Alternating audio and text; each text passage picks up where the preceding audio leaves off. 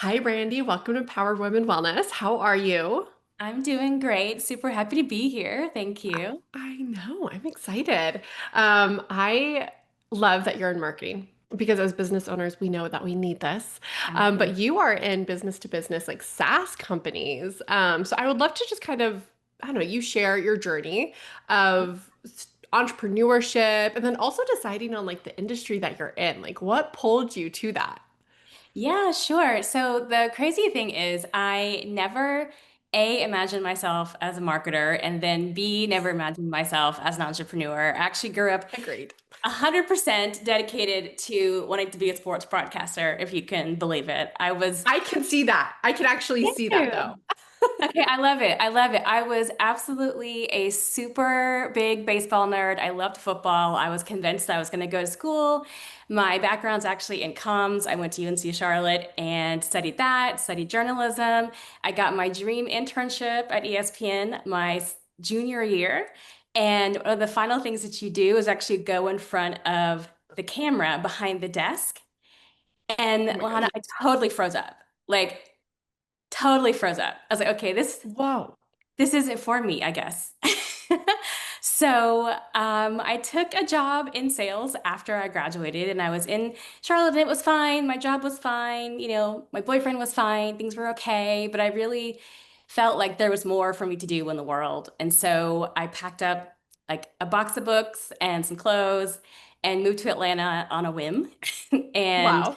yeah, and I didn't know anybody here, but it was just cool to go and figure out what it was I was supposed to do in the world. So I was working at Verizon Wireless at the time and was in sales and super obsessed with why people were picking the phones. I'll date myself. That's like back when you had lots of choices. And figured out that like that's actually marketing, right? Like Yeah. what motivates people? How do you help them, figure out their needs, and like seeing that joy on someone's face was really awesome. And so I took my first marketing role with no formal training at all, period. Learned everything on the go, Googling stuff at night. Had a Yes. great mentor at the time who, took a chance on me and helped me. And, over the next few years, just like didn't say no to things, right? Just tried to figure it Yeah. out, put my hands in. I decided to not pursue an MBA, which is like the typical route that you Okay. go, because I felt like I was learning lots of stuff just by doing it, right? Just kind Yeah. of figuring it out. And that plus my background, actually, I'm a master's in PR, really brought this kind of human centered growth angle. And so I was super happy to take the not the scenic route I to love that. getting career. So yeah, just over time, I just kept finding new stuff to do and new things to learn and found myself in the B2B world and super interested in tech and was marketer number one or marketer number two in a lot of the spots that I was in. And I kind of like looked back and said, oh, I'm a B2B SaaS marketer. That's what I've done.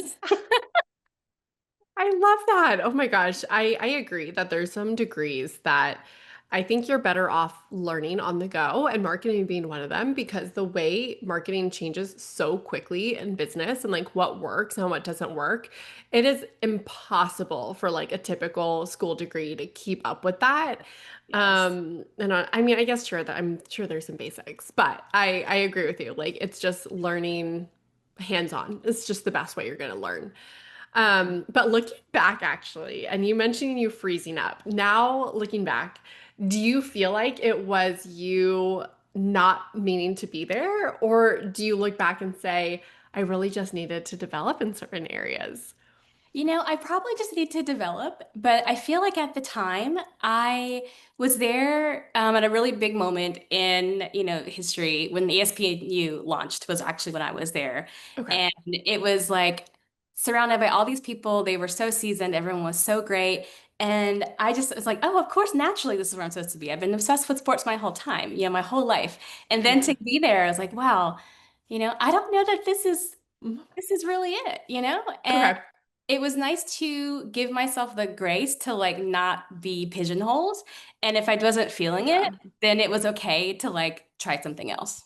Yeah. Well, I love that you did that because sometimes when you do get in so deep, You feel like I'm obligated because this is what Mhm. I've been going for. Even though I feel like a lot of your background probably still helps you to this day as like a marketer. So it definitely wasn't a waste or anything. I love that you talk about alignment for you when it comes to wellness of like mind, body, and purpose. Mhm. And that's your foundation for wellness. So how does that like philosophy Yeah. help you show up like every single day in your company? Absolutely. So I feel like I didn't really get on my wellness journey until I was 30, which is interesting. And That's normal. That's normal. is it? Okay. Yeah, Okay. yeah, I think so. Honestly, I mean, nowadays, how old are you now, if you don't mind I'm me asking? 42.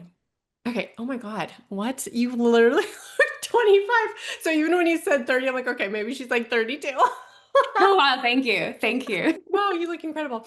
But I would say nowadays, yes, Mhm. girls are asking more questions. We have TikTok. So even early 20s are asking questions. But I Mhm. would say I'm 32. And so I would say us, like millennials, and then, yes, a little older. I think it took us a while because we didn't have the knowledge that we did today. So I feel like that is normal. That's very normal.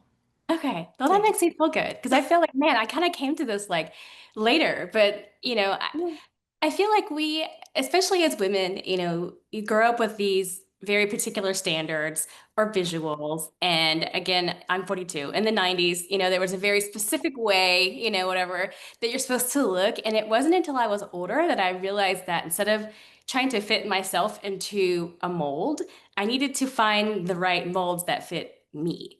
And I I love think that.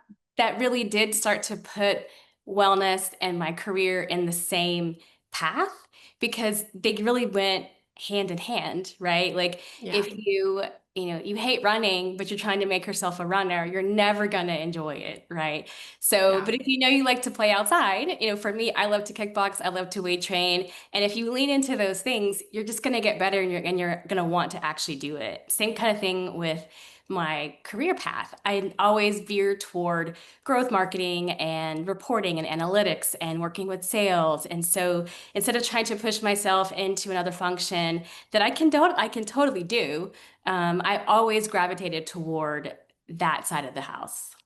I love that. And there's another saying that's very similar to what you said earlier, but it's like fitting into clothes. I hope I don't butcher it. It's stop trying to fit into clothes and find clothes that fit you. So 100%. it's just like that, which is so true. The 90s were, and I was born in the 90s, so I get it. But it was like if you weren't stick thin, like something was wrong with you. Like, and I look back and I love me some like early 2000 shows and stuff like that. But I even look back and I'm like, oh my gosh, they're like all the same, right? There was just like the low-rise jeans, so skinny. Yes. So yes, I do remember that, and I look back, and actually, I feel like it's kind of coming back with a lot of things that people are doing now, and I'm like, no. No, I mean, Everyone and looks different and we're supposed to. And that's just the beauty of like being human. absolutely. And like being able to really lean into it. I'm Yeah. short and curvy and put on muscle. Yeah. I'm not buying any more pants that have numbers attached to them. Like that's just not Yeah. how I'm going to work anymore. And I don't think it's until you're at a particular part of your journey with some self-awareness that you can start to say things like that, right? I'm not gonna Yeah. pigeonhole, I'm gonna find the brands that are made for me, I'm gonna do those kinds of things. Okay, but I have heard that Yeah. 40 is a magical age that apparently you start literally not to give a fuck. Oh my Is that God. is that correct? 40 is so lit. I have 10 out of 10, highly recommend it. Like, Okay. if you think you don't give a fuck now, wait till you turn 40. And the best part is like you don't give a fuck, but you have like means, you have funds, you have the right tribe. Like you can do it and it's not stressful to you, right? Okay. Or you can move Okay. along, right? Like Okay. I'm a big fan. I feel better at 42 than I think I did at 32. Oh my gosh, that's amazing. That's something to look forward to. And I think that just comes with wisdom and Mhm. age, even though you're still so young. But you get to the point where, yeah, I think you waste all like a couple decades, your whole life sometimes, worried about Yeah. like what other people think and doing, and if you're behind. And I think, yeah, there's a confidence that just comes when you're like, this is my life and it's gonna fall into where it may in every single way. And 40 is like I feel like you get to start to really enjoy the fruits of the labor from your 20s and your Mm. 30s, right? Decisions that you made, places where you said, I'm going to choose me, or you made, big life decisions, or you decided to pursue school or a career Yeah. or whatever it is. Somehow at 40, it's just a different level of stride where you get to really lean in and enjoy it and say, okay, this was cool, that was cool. And man, I'm so glad I did that at 25, or I'm so glad I didn't do that at 25. Okay. So with wellness in mind, because I know you said you got started in your journey at 30, what do you feel like are the biggest changes from 30-year-old you to now in your 40s? What are the changes into wellness, if there is any? Yeah, I think one of the biggest changes is that I'm allowing myself a lot more flexibility than I did. I feel like I had a very rigid regiment. I was like weighing my food to the gram. I was like, I've got to do this. I have to do this. I have to follow this very strict kind of diet. And if I don't, everything's going to crash, right? It's all going to crash and I will have wasted time or money or expertise or whatever it is. And I think now I give myself a lot more options. There's a saying about being stubborn about your goals and flexible about your methods. And that is like core, that's like Brandy core. Like that's one of my mantras, a truth I'm trying to really live. And I feel like I've had a chance to kind of curate a lifestyle that I like and like a wellness routine that has flexibility for when, I'm not feeling it or need extra motivation or, need to reach out to my crew or really just need to put my headphones and just get the shit done. Right. Like you. Oh my gosh, I love that. You need to share with us what that looks like because we love that. We love flexibility.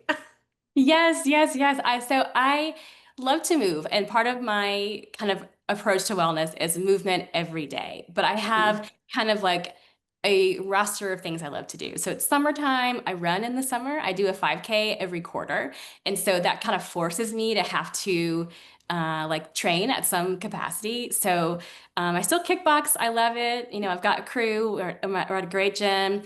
I love to weight strength train. So I love to put my headphones on, put my ratchet music on, and just lift as heavy as Yes. possible.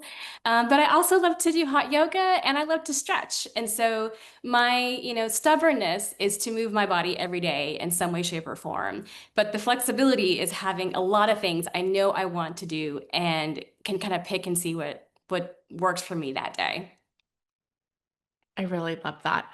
Just as you said your ratchet music, I'm like, hold on, there's literally a it's not mine, it's a podcast playlist. Or not a podcast, but it's a playlist and it's like the throwbacks. Oh my gosh, hold on. I'm Dirty South 2000s.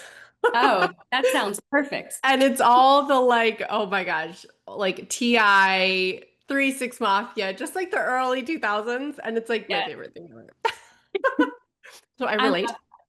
But I love that movement is so key. And I love that your work is, I'm sure, a lot online and sitting. So I love that love. you're making that a priority regardless, because a lot of us are in front of our computers and stuff nowadays. And it can feel like it's hard to get movement, but I feel like it's really not. You just have to be intentional with it. And sometimes being, having gadgets like I love my under the desk treadmill to Yeah. like, I don't know. I actually think I like think better and like get more creative. I don't know if it's like literally making my brain work, but that's just how I feel. Mhm. So I love that you're putting that as a priority because yes, also like as we get older, we need to strength train. We need to have these things that are top Mhm. priority because that's like the honestly the secret to like anti-aging. If everyone wants it, it's just like getting muscle. Yeah, yeah. I think it's really easy to think about like life happening to you, or oh, I'm turning 30 or I'm turning 40, and that's just kind of how it is. It's like, no, not at all. Like you are certainly Yes. an active participant in your aging, in your experiences, and whatever is accessible to you and gives you joy is the way to go. It doesn't have to look the same for everybody. Agreed. And I know a lot of women have trouble kind of choosing their career and well-being. It almost feels like they have to choose one or the other, which hint, Yeah. no. But how do you challenge that mindset? Like, have you ever struggled with that or no?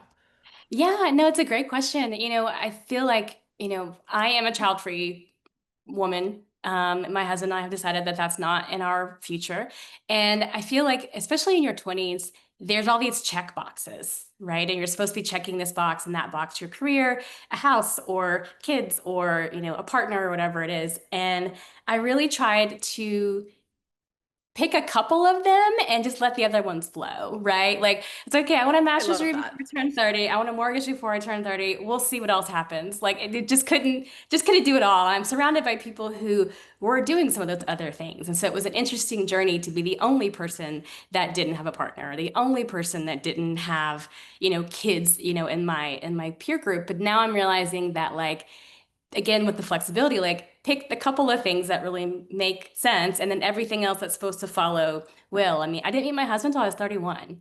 And, he's like my bestie. It was perfect, right? We met at the gym. Yeah. We met at my happy place. He was actually my sparring partner when I was learning to spar. And so, like, just like letting it happen, attracting your Yeah. tribe, like all of, the cliche things people say, but like that was, key.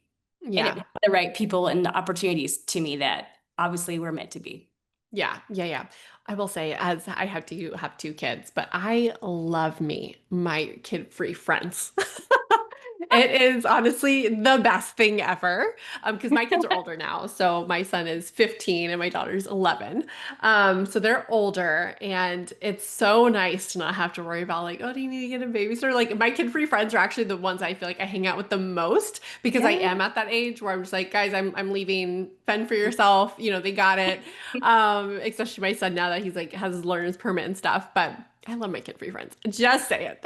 Just say- Well, we'll be like, hey, you want to go to France on Friday? Like, it's so different when you've Let's got, do it. right, let's do it. Hey, I'm going to brunch and, it's going to be crazy, but we're going to go. And, it's just a different Exactly. dynamic. It's funny now too, because a lot of our friends are similar to us. We have 6 nephews and a niece. There's plenty of children around and I love kids. They're great. Like this is not, it's not that kind of situation, but it is different when you're not doing a thing that like is quote Yeah. unquote, right? Yeah. But I love that you were self-aware too, to know that like, maybe this isn't in the cards for us and it's quote unquote different, but not really. I mean, it's just, it's your journey. And I love that. And I know that you've had some health challenges too. You've had arthritis, and I know you mentioned like having to redefine your relationship like with the scale. What did those experiences teach you about like self-compassion and resilience? Yeah, so it's crazy. I actually had um, a meniscus tear in my 20s, and I was going to doctors, and they were saying, "Oh, just do, physical therapy, and here's some aspirin." And then, after months and months of that, I'm like, "Hey guys, it's waking me up at night. I can't." I I know. can't. And I remember the exact moment when it happened. I was on the leg press and I felt it. And I was like, okay, that wasn't right. And I really had Oh to no. advocate to like have them do something else. I mean, there's tons of research about, women being believed or not and all kinds of stuff, in these kind of Yeah. situations, and particularly women of color, right? And so I Yeah. really had to push for meniscus repair. And I don't think they do surgery anymore, but like at the time that was the right thing to do. And it has caused like arthritis in my knee, which is crazy to be like, oh, I'm 40 and I have arthritis, right? Yeah. So it did really force me to literally learn to listen a bit more to my body. So like I said, when I was younger, I was so focused on, okay, I've got to get this done. I've got to get that done. I was, upwards of 3 hours a day in the gym between sprints and kickboxing and strength training. And I was like, I can't do this. Like, this is not something I can maintain. It Humbles you humbles real you. quick. But yeah, it humbles me real quick. I can tell you when it's raining, oh, my knee's acting up. It's about to rain. Like, I can absolutely tell you that now. But I also, Reminds me of the Mean Girls. I think it's her boobs, but she's yes, like, it's gonna rain. it's gonna rain. But like, it taught me to be resilient and still, keep my goals, but like, listen to myself. Like the other day is a great example. I woke up, I was supposed to go for a run. My knee was barking. I'm like, you know what? We're gonna stretch today instead. Yeah. And I just know to be aware of it and, to give myself some grace with it. Yeah. The scale was really interesting. I had a really tough time with the scale in my 30s. Again, I'm short and curvy and put on muscle, and at the time had no idea about body science or physiology or like, hey, if I'm this body shape, I will literally never be that body shape, Yeah. right? And I grew up as a ballerina. And so I was surrounded by like lots of tall, really lean people who looked nothing like me, right? And I don't Yeah. think until I was older and I lost, actually, let me go back. I lost 30 pounds when I turned 30. That was my birthday Okay. present to myself. And that's when I think I got a little bit too like close Into to it. Yeah. into it. And I had to step away. Like I actually broke up with the scale in my mid 30s because it was driving me nuts. I was stressed out Yeah. all the time. I was like super strict paleo diet and, not doing enough investment into like, what are the other things that could possibly be Yeah. happening? Right? Not Yeah. just this number. And actually wasn't until recently I had a coach during COVID, and she kind of helped coach me back toward like, it's just data, it's just information, Yeah. right? It does not define you. You are a magical human. You are fantastic. You are very strong, and you're never going to be 120 pounds again. And that's okay, right? Like, it's okay. So, like, let's get on it and just get Yeah. a benchmark. And, if you see something looking drastic, then we can go from there. But no daily weighing, none of that. And I feel Yes. like now I'm in a better place because it's just a data point. Yes, for sure. No, for sure. And it's honestly one of the shittiest data points if I had to put it out there. Absolutely. Just because, especially when you're strength training and like you can absolutely look like you're gaining weight and the scale's going up, but you're actually becoming more toned and leaner. And it's just not the best data point if you even had to choose one. Yeah. But I love that though. I feel like you have to have some level of really good confidence to give yourself that grace, like you mentioned, of like you wanting to go on a run, that was the plan, but your knees flaring up. I feel like you have to have that confidence, which I'm sure you probably developed over time of being able to say, no, I guess I'm stretching today and feel okay and not like guilt yourself over it of like, I should be running. Yeah, it's definitely a journey. I feel like for someone who really exercise grounds me, right? I'm like it's Yeah. the gym or jail, right? Like let me like channel, like I gotta channel this. I gotta like, my brain's very active. Like, I used to think that working out was my hobby. I'm like, no, this is just who I am. Like this is just part of Yeah. what I enjoy, my life routine. And so it needs to be flexible. It's a journey. It's going to be up and down and sideways. Yeah. And it's okay to like take a few steps forward. It's okay to like put it down for a bit and come back, but like ramping it up and down. But for me, the consistency is really what has helped. And Mhm. so to be consistent, you have to have options. Yeah. You have to be a lot more self-aware. Yeah, yeah, I love that. And honestly, same goes for business of like it being a journey, it being up and down. And so, do you have any words of wisdom through different business challenges you've navigated, whether it's slow seasons or I don't know, I mean, it could be anything and everything. Have you felt that in business? And like, what were some of the ways that you've like overcome those harder seasons in business? Because yes, I was just talking to my friend how, entrepreneurship is so glamorized, which I'm not saying that it's not, doesn't have its pros, but it also has cons. And no one really ever talks about the cons. And if anything, I'm always like, dude, I'm trying to glamorize like employees. Okay. Like that is amazing. And I'm a little jealous, and I'm probably more jealous more often than not of like, I would love to clock in and clock out somewhere and not always have a running to-do list of all the things because it's just not my, top responsibility as it feels like when you own a business. So honestly, I love that. I love that for them. And honestly, I'm a little jealous. So, anyways, I know that that comes from just like the business challenges that are always very up and down, and you feel like you got to figure it out, but then you're on to the next level that you have no idea what you're doing again. And so, honestly, you just never really know what you're doing. But what kind of words of wisdoms do you have there? Yeah, yeah. I can think of a particular time in my last corporate role, actually. And I had gone to this particular company, and they actually were advertising for a director of digital. And I met with the VP at the time. And I was like, look, hon, you need me to run the team. So let's just go ahead and change the title. I was the second person on the team. I hired the whole team. Just like such an incredible experience to bring together this group. And then the company had some changes, and I was asked to step into a leadership position. And we had people from the UK all the way to California, who'd never even ever been in the same room together.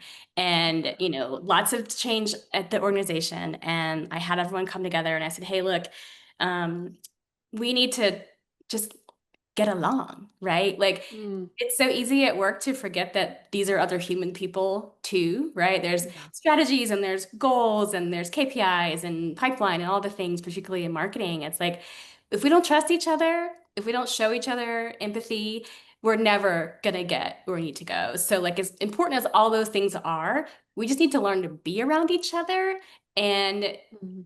understand that we're all, looking to accomplish the same goals. And so a lot of what I really appreciated in a leadership position was being that conduit, right? Like to bring that Oh, I human love that. the humanity back into it.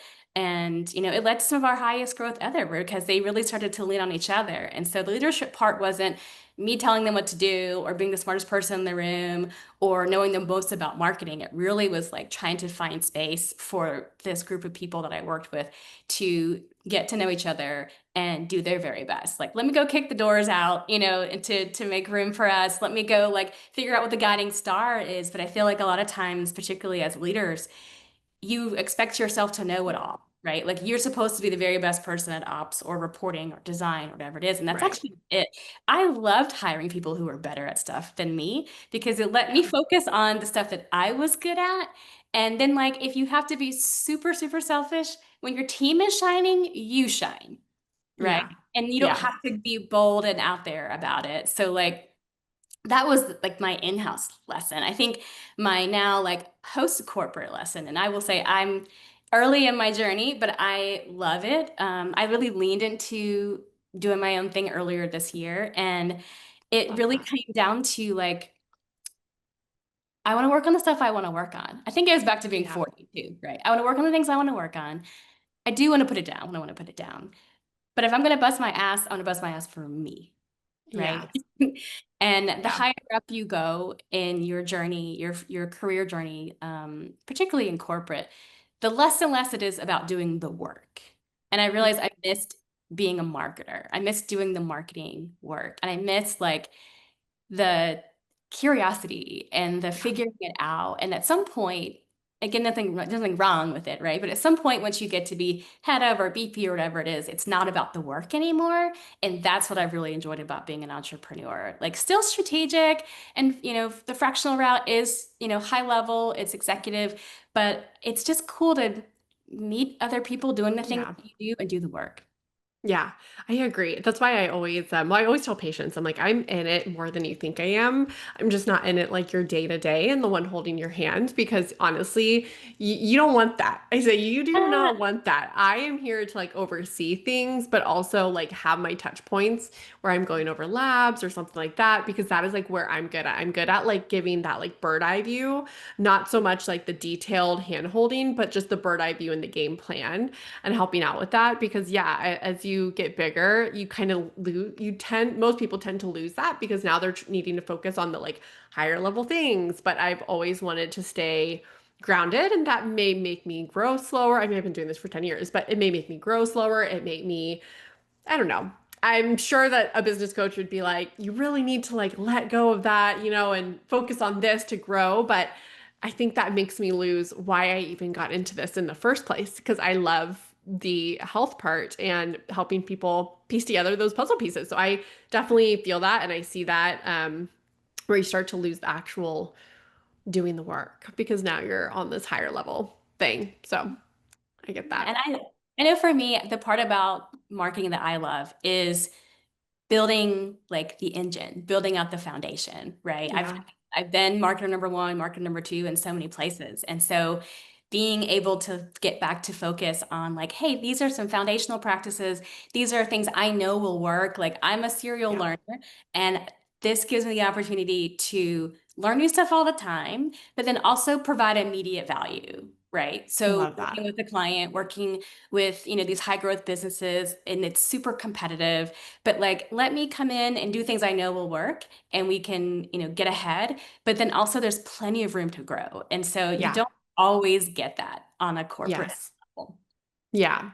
Okay, so since you're in marketing, what would you say if you had to choose one thing that you feel like is working really well for businesses in marketing? And I know that's like there's lots of different pathways. Where would you suggest a business focuses in on if they had to choose one thing? Oh my gosh. I know. Um, that's such Because you're supposed to do like all the things, social media and just all the yes. things, but one thing You know, that you feel like is working really well. honestly, I'm gonna say choose one thing that you're good at, right? Like especially now with AI, which is on everybody's tongue, particularly in marketing. It's like, okay, if you want to if you want to go viral, talk about AI in some way capacity. Yeah, but I feel like what it does is it puts everybody on the bleeding edge of things, and maybe that's not even what you're supposed to be doing in the first place, right? So Mm, think about the thing that you're really good at that you can scale and amplify, right? So, for okay. example, if you've got great content, what are the other forms of that content and what other channels would it make sense for you to use that content? So, if you've got a really well performing blog or white paper, how can you turn it into like six other things that are definitely going to resonate with people? I Yeah. also feel like people are so quick to spend money when they're not Really? doing like free and foundational things very well, right? Like, Oh, I agree. I agree so wholeheartedly. And honestly, some of the people that I've even talked to lately, whether it's like employees or just like other business friends or whatever, they're always like, why don't you like, hire someone to do this or whatever. And I've always been the person that I honestly kind of like, I'm a little bit of a rebel and I kind of like figuring things out on my own because I do believe that it makes me a better leader. Because I can also then kind of guide and understand what they're going through. So like I remember building my first three websites. And a lot of people would be like, hire out. But I'm like, I want to learn because in case I also need to go in there and do something, I don't have to be like, can you do this? Oh, $500. Because especially when you're bootstrapping, we've always yeah, been bootstrapped. You got to get a little gritty and in it. But yeah, a lot of people would be like, why don't you, like hire this out and hire this out. And I'm like, honestly, I'm not opposed to that. But yeah. I need to be doing the basics and do it consistently before I even consider that because it's like, what do I actually need? I need Mhm. to know the basics first, and then I'll know what I actually need help with. So I It's a, love that.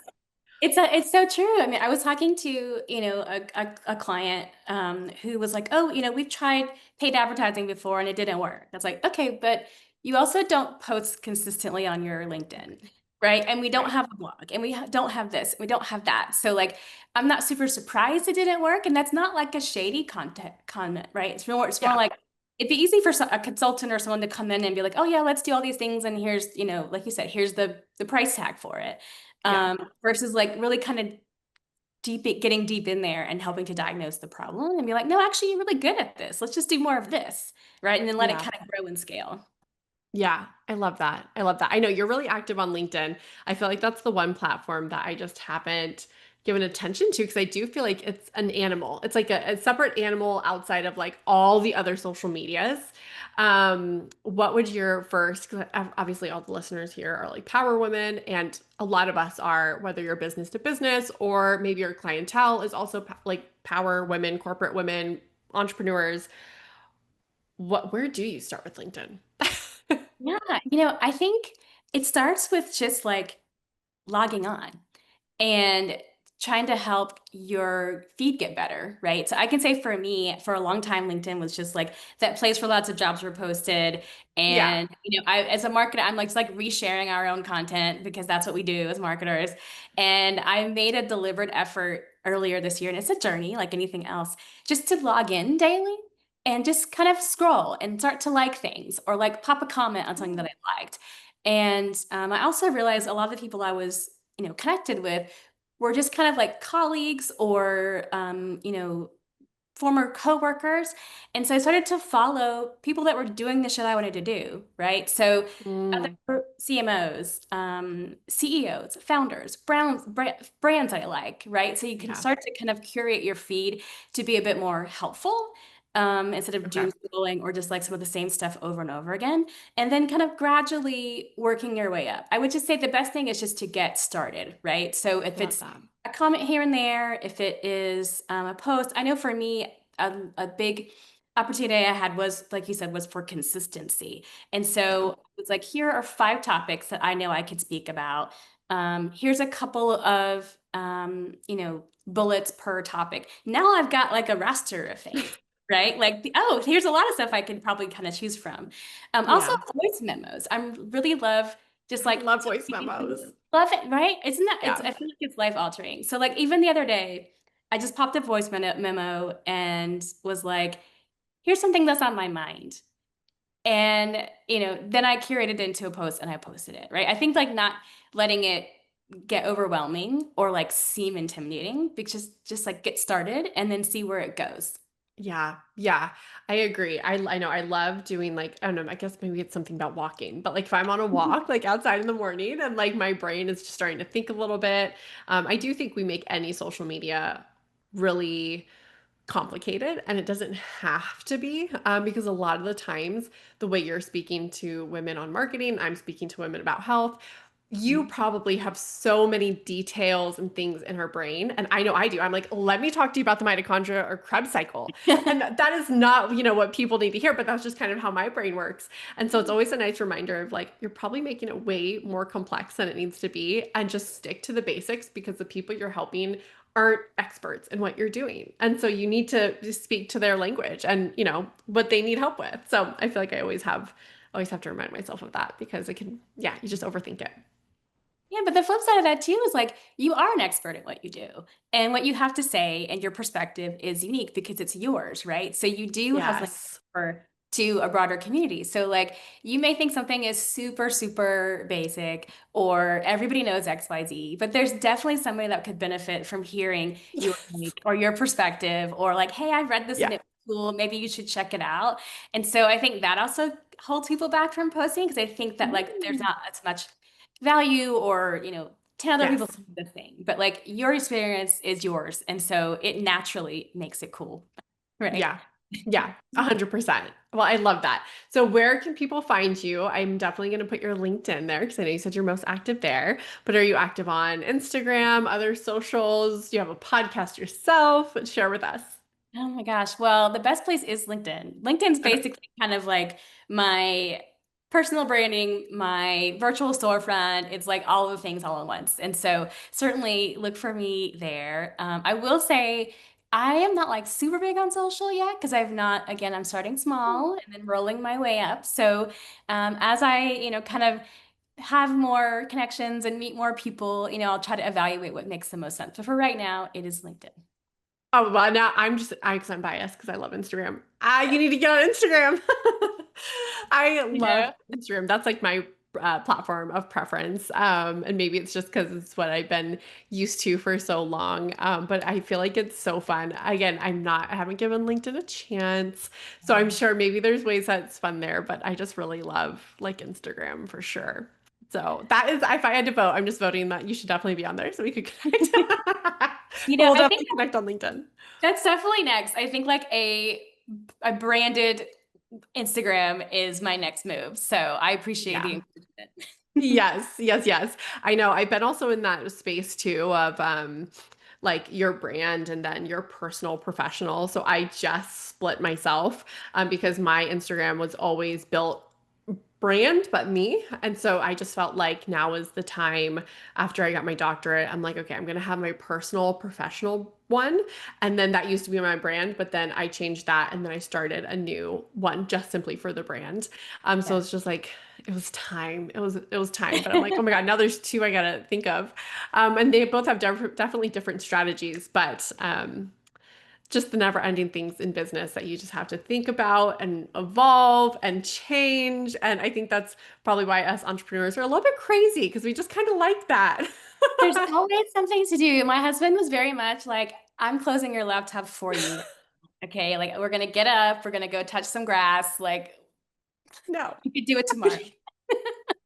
But the beauty is that like you usually love like what you do. And so it is so hard to like say no or like to quit. 'Cause it's like, wait, no, I thoroughly enjoy this. Absolutely. And as a marketer too, like I put together this badass ICP document yesterday and I'm like, everyone look at it. Like it's so good. I cannot wait to send this along. I was like, okay, yeah, that's great, Brittany. But like again, you to do it and it's Yeah. yours and you reap so much more of the benefit. from Yeah. it, entrepreneur. Yeah. I'm definitely preaching the gospel Yeah. of For ownership. sure. Well, yay. Well, thanks for coming on and hanging out with us today. Thank you.